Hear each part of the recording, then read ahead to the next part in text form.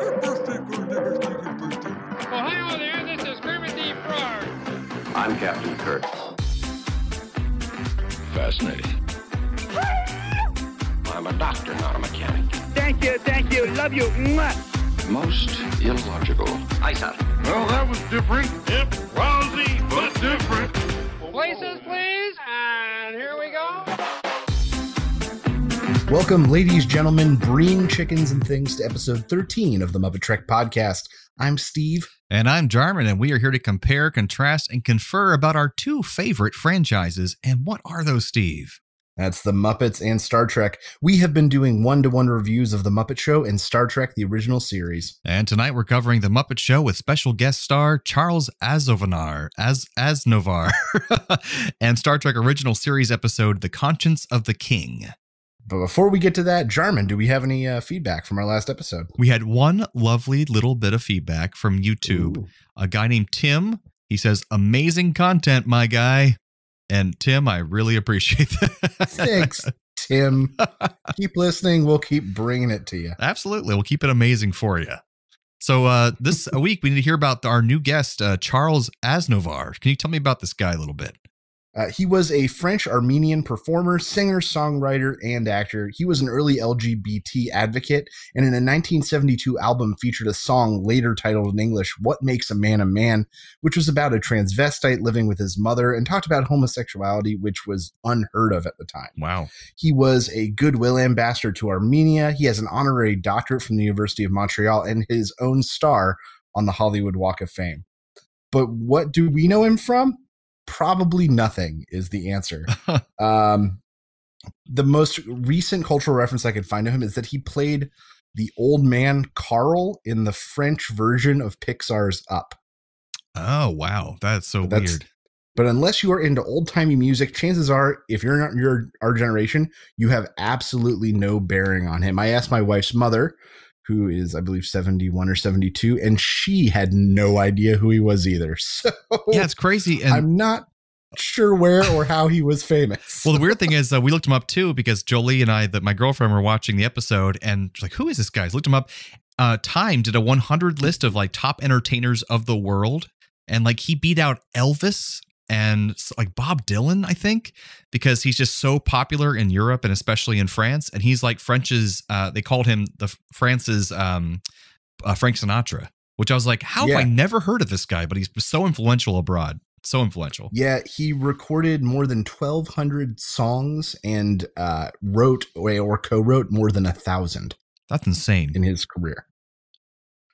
But in this week's Muppet Show, we get a little bit of a taste of him. And apparently he was famous at the time, maybe. The show opens with I Feel Pretty, which is kind of an all-time classic, where a whatnot slowly removes and replaces pieces of her face until at the end she has a hideous, monstrous visage. Next, we have the introduction of the backstage plot. Gonzo wants to take his career to the next level and be on the show more. Kermit says his act doesn't work and recommends that he finds a manager for his career. We then get our first taste of Charles Aznoavour singing the old-fashioned way, dancing with Mildred in these weird full-size costume puppets with no faces. It's sweet, but it's also a little bit weird. Backstage once more, Gonzo has found someone to be his manager, and it's Scooter the Gopher. Scooter wants him to do a rock act, which ends up being Gonzo hitting a rock with a sledgehammer while screaming the word art. Now we get Jarman's favorite, Veterinarian's Hospital. This one is a bit dark as the patient is dead at the beginning, and it turns out that Dr. Bob saves 9 out of 10 patients, and this one happened to be number 10. Backstage with Charles, Hilda has brought him a snack as he works up an appetite before he performs. He complains that the bread isn't a French loaf. The bread then turns around and speaks to him with a ridiculous French accent. Mm-hmm.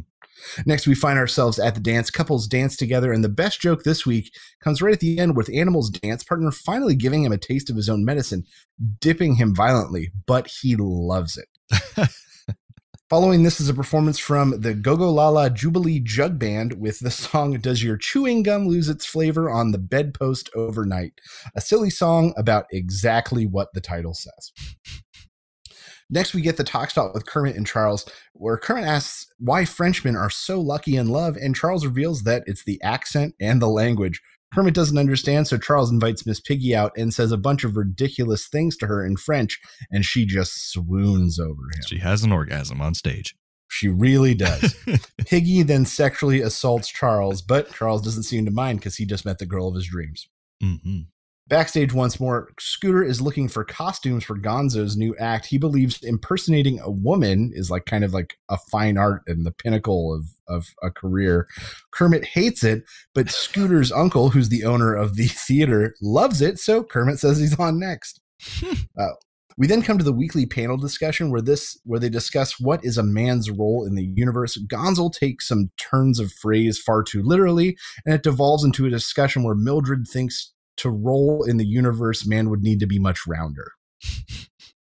Afterward, Fozzie does his weekly act. He has finally had it with Statler and Waldorf and threatens them to heckle him. Instead, they say the punchline to all his jokes for him. Backstage, one more time, Scooter has concluded that he will not manage Gonzo's career. It turns out that Gonzo ate his own contract. The closing number is The Inchworm, where Charles sits in front of a schoolhouse, sings with a very neat Rod Worm puppet. It's just kind of a beautiful ending and really showcases their guest. We have the final curtain call where Kermit thanks Charles, who reveals that him and the French bread are now real fast friends from meeting backstage. And that is this week's episode of The Muppet Show. Mm-hmm. Let's talk a little bit about the music. Yes. We got I Feel Pretty from the musical West Side Story, music by Leonard Bernstein and lyrics by Stephen Sondheim. Sondheim's known for other big musicals, including Follies and Gypsy and Into the Woods and Sweeney Todd. Bernstein was a longtime conductor of the New York Philharmonic and provided music for Peter Pan, Candide, and On the Waterfront. Mm-hmm. Similar versions of this sketch, however, have been performed by the Muppets a few times before, including on The Ed Sullivan Show in 1967 and a few years later on Sesame Street. Ah, it's like an ongoing thing. Okay. Pretty much the same bit. The old-fashioned way with lyrics provided by Aznoavour. Music was done by a guy named George Garverentz, man, what a name, who collaborated on more than 100 songs with Aznoavour early in their careers and then went on to have his own separate successful career as a film composer. Does Your Chewing Gum Lose Its Flavor on the Bedpost Overnight, written by a guy named Lonnie Donegan. He was Britain's most influential recording artist before the Beatles showed up and ruined everything. He was the first British male artist to have 2 U.S. top 10 hits. One of them was this song that we heard. No, you know what year that was? No, but pre-Beatles. Yeah, so because at least early 60s. The funny 50s, part was probably. my dad used to sing that song to me when I was a kid all the time. My dad, by the way, was born in 1939, so it would have been probably in his time range, but I didn't know it was that famous absolutely. of a song. But yeah, does the chewing gum lose its flavor on the bedpost overnight? Yeah. It hit number 5 on the U.S. charts. That's crazy. That's and good then to know. The Inchworm performed originally by Danny Kaye in Hans Christian Andersen. He later then performed this musical again on The Muppet Show when he hosted. Nice. In later seasons. I love that song. It was written by Frank Loesser, who we mentioned last episode as he was the writer of the music for Guys and Dolls, as well as How to Succeed in Business Without Really Trying. Gotcha. So, Jarman, what did you think of this episode of The Muppet Show?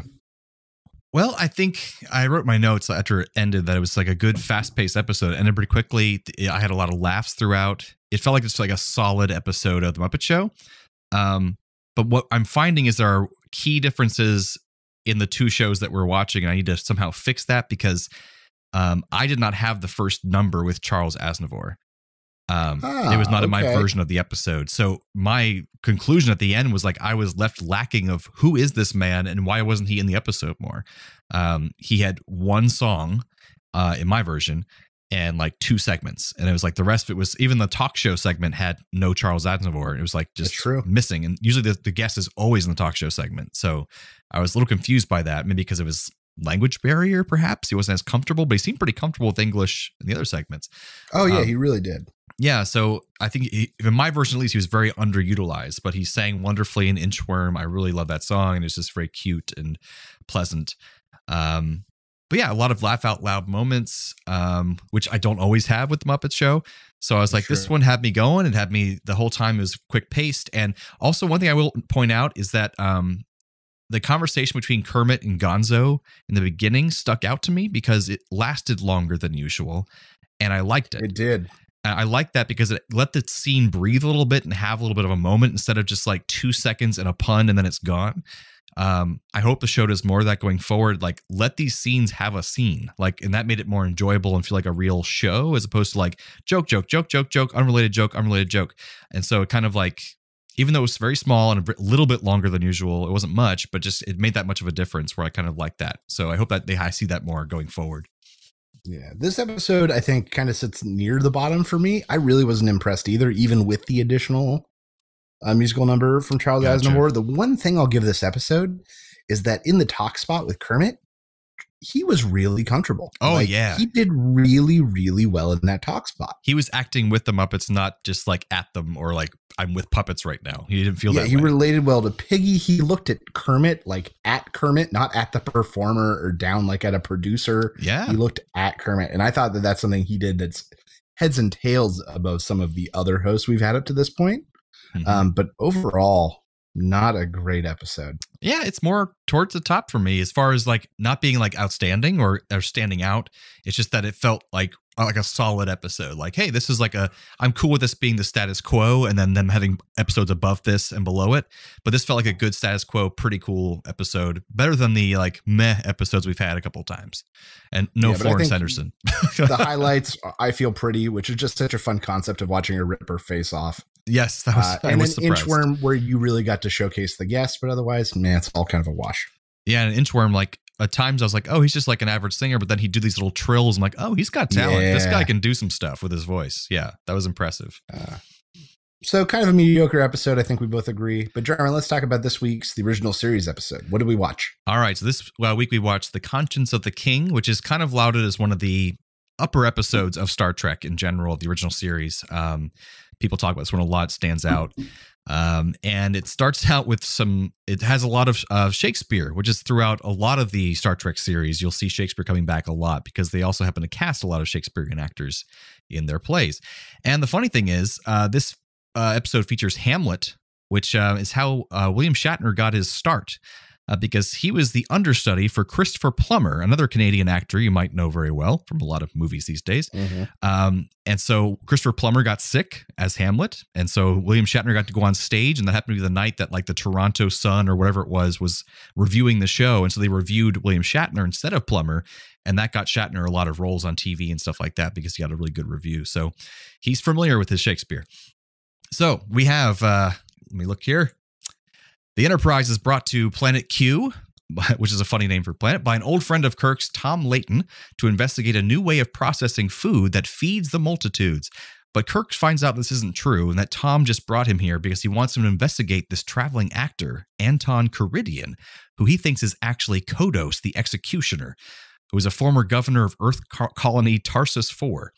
Now, Kodos seized power of this planet when the food supply ran out, and he ordered that half the planet was to be killed in order for the rations to last, kind of like a Thanos kind of action. But both Kirk and Tom were there when it happened, and they are some of the last people left who can eyewitness and identify what Kodos actually looked like. So Kodos supposedly died back then, but only a charred corpse remained that could be not be positively identified, so they're not sure if he actually died or not. So Tom decides he's going to throw a cocktail party with the actors, and he wants Kirk to be there so he can investigate Kodos and find out if it's really him. But Kodos doesn't show up to the party, so Kirk instead meets Anton Karidian's daughter at the party, and he talks to her to investigate, and he kind of takes an interest in her as well, even though she's 19 and it's really creepy, as usual. Back in the ship, Kirk compares pictures of Kodos and Anton Karidian and sees some similarities. So he calls off the ship that was going to pick up the actors and says he will transport them himself to their next destination. And Kirk finds out through the computer that another crewman on his own ship was there when Kodos was there on that planet. And his name is Riley.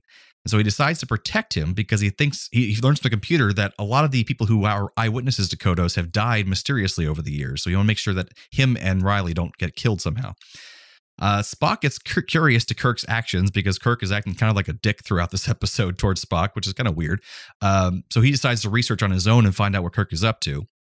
And he kind of finds out what he's up to later on. Riley ends up being poisoned, and Spock believes it was Kodos that had him poisoned, but McCoy is still skeptical and thinks it could be an accident. So Kirk confronts Karidian and makes him do a voice match test with an old recording of Kodos. and the computer says it is a match, but Kirk still has reservations because he doesn't want to judge someone too early and put them to death, because that would be a bad thing to do. In this time, also an overloaded phaser is found in Kirk's quarters. It's about to kill him and blow up, and him and Spock narrowly escape by throwing it down like a pressure escape tube, basically.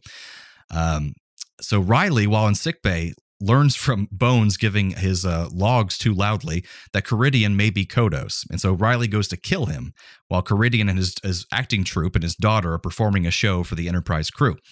So Kirk stops him, but then overhears Caridian's daughter talking to her father and revealing that he is indeed Kodos and that she has been killing the remaining witnesses to slaughter them one by one. So Kirk goes to arrest them both.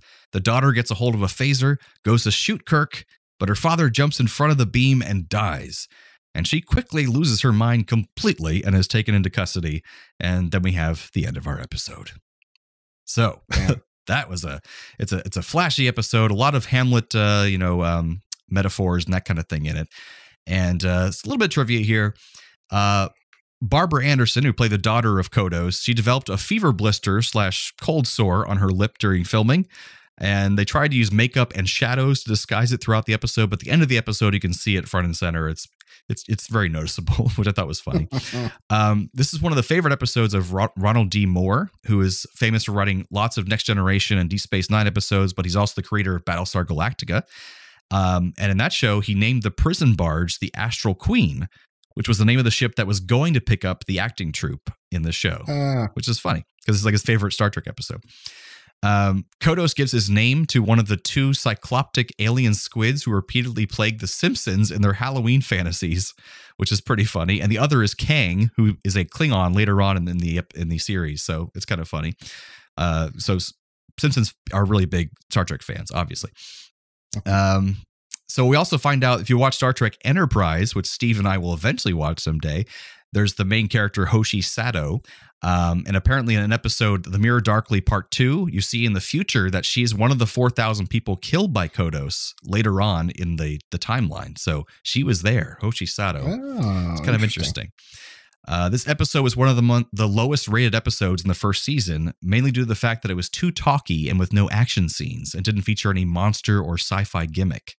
And it was not given many repeat broadcasts because of that, but it's actually a really good episode. And Barbara Anderson, who played the daughter of Kodos, she shares the record with Ricardo Montalban, Khan, and Joan Collins, who was in the famous 1940s episode of Star Trek, for the most costumes worn in a single Star Trek episode by a guest star. She wore 6 different costumes. That's my final bit of trivia there. Some silly stuff, but it was a good time. So what did you think of this episode, Steve? All right, so things I liked. I went through such a gambit of emotions and confusion in the first 2 minutes. In the first 2 minutes, all right. Yeah, I was like, am I watching the right show? Followed by, ooh, is this a time travel episode? And then, oh, they're actors. all in a minute and a half. Oh my God, my girlfriend had the same thing. She was like, is this the right episode? Are we watching Star Trek? I like that Kirk showed true and appropriate interest in a woman his own age for once, which was nice. But she's supposed to be 19. They do mention that quickly. But she's legal, and that's not always the case. You are absolutely right. I like that we got to see more of the rec room and Uhura playing her harp. It was nice to see a little bit more of the lives of these people, which doesn't always happen. That's true. I liked the idea of the phaser overload. It was a super unique threat. And I just appreciated it, that it wasn't something coming to blow them up. Yeah. It was a threat within. The whole thing was really Shakespearean and eloquent, which I really enjoyed. And I really like the arc of Kodos, like accepting the blood on his hands and the fulfillment of his debt by being killed by his own daughter. Even that was very Shakespearean. Can I ask you a question as someone who's seen this episode the first time? Yeah. Did it seem like he had either forgotten or had delusions that he was not actually Kodos, and that he had just thought it was a character he played because he had these weird mental delusions that he had not actually done that? And at the end of the episode, he actually realized, oh, that was me. I did do those things. I mean, maybe, but then there was the moment where she revealed to him that she had been killing them off, and he yelled even more blood on my hands. That was the moment I think he remembered. But even in that, he was aware. Yeah, especially at that moment. I'm just trying to figure out if he always knew. maybe it's a reflection of him trying to be away from it so hard that he maybe even convinced himself, Exactly. with that much time. But he was definitely aware. I don't think there was ever a point where he was, especially truly at the mentally end, he down. was totally aware. Yeah. Oh yeah.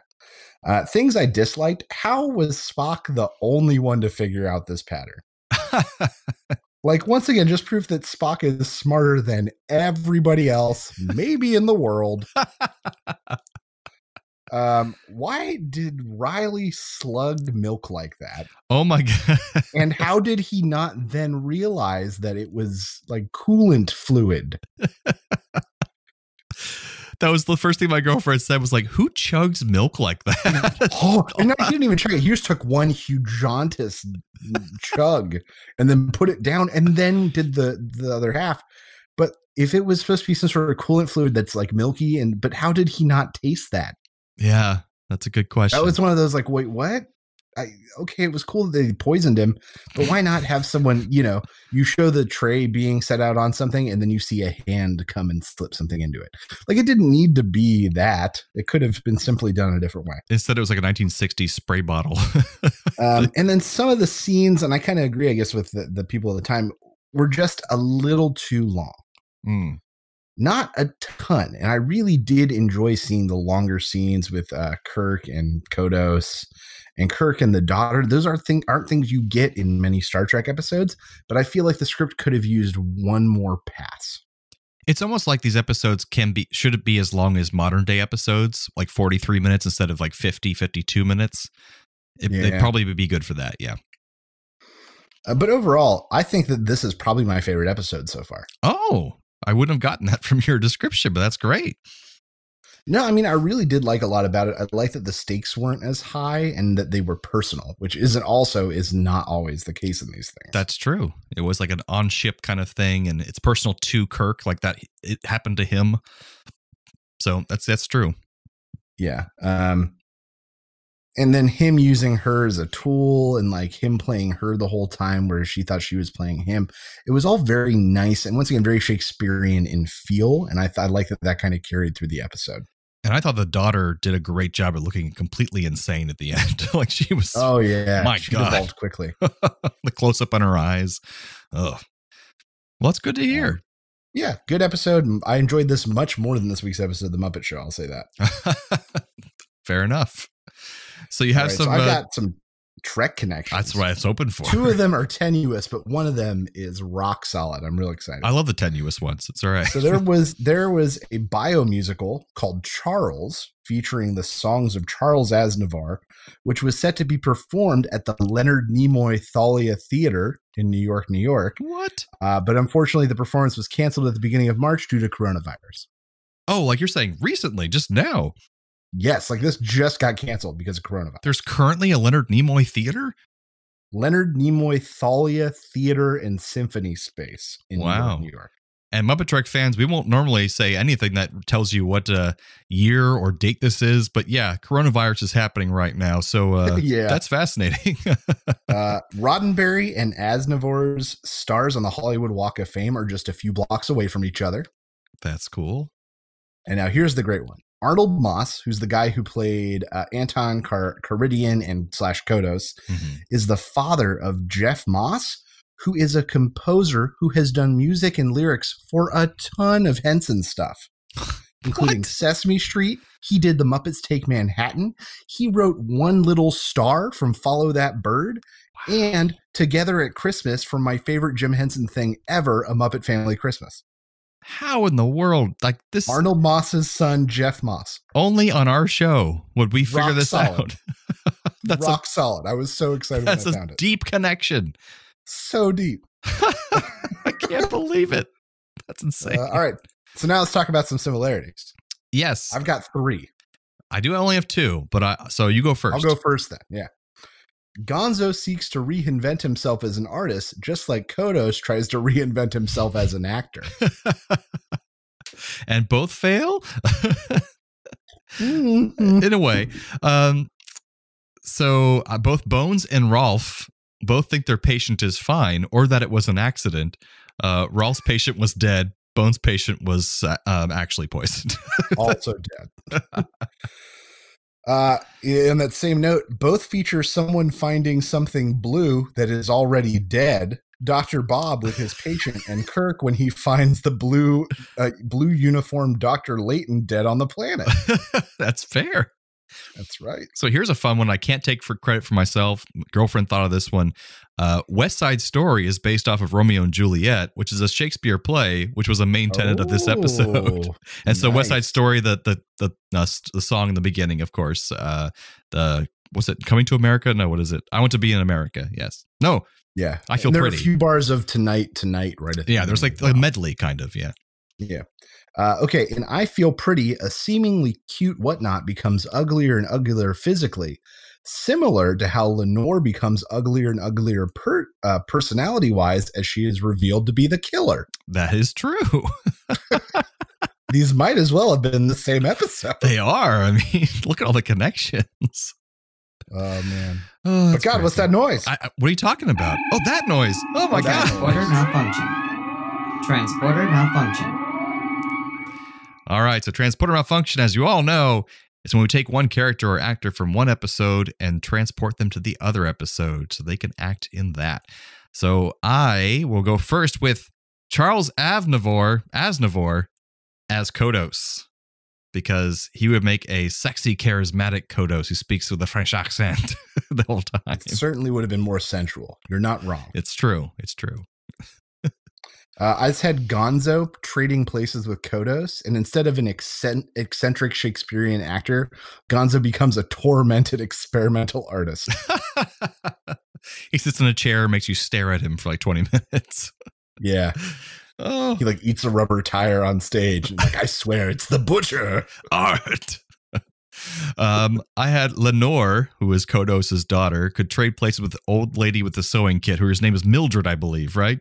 Yes. Yes. So Lenore could trade places with Mildred because Mildred had a thing for Charles Aznoavour, and I think it would just be amusing to have Lenore trade places with him. A similar note, I had Lenore switching places with Piggy in the talk spot, where she's like overly fawning over Charles, all the while trying to poison him. Just continuously trying to slip in things while fawning over him. I could see Miss Piggy doing that. Yeah, that makes sense. Yeah. Oh, yeah. Perfect. Well, I guess that brings us to the end of episode 13 of the MuppeTrek podcast.